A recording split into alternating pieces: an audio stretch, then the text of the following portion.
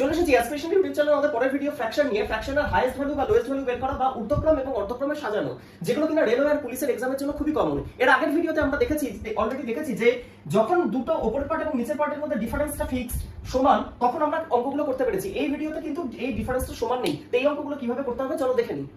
তো দেখো এখানে লব এবং হরের মধ্যে কিন্তু প্রতিটা ফ্র্যাকশনের ক্ষেত্রে ডিফারেন্স কিন্তু আলাদা আলাদা।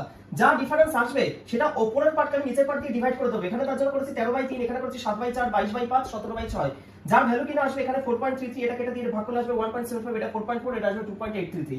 স্পষ্টতই আমি দেখতে পাচ্ছি এই কটা ভ্যালুর মধ্যে 4.4টা হলো লার্জেস্ট। তার মানে বোঝাবে হলো এই 22/27 হলো হাইয়েস্ট ফ্র্যাকশন ভ্যালু, আর লোয়েস্ট ফ্র্যাকশন ভ্যালু এসে আবার 1.75 ভ্যালু, যেটা কিনা 7/11 থেকে এসেছে। তাহলে 7/11 হলো লোয়েস্ট। যদি আমরা এটাকে অ্যাসেন্ডিং বা ঊর্ধ্বক্রম অর্ডারের সাথে, তাহলে এটা হবে হলো সঠিক উত্তর।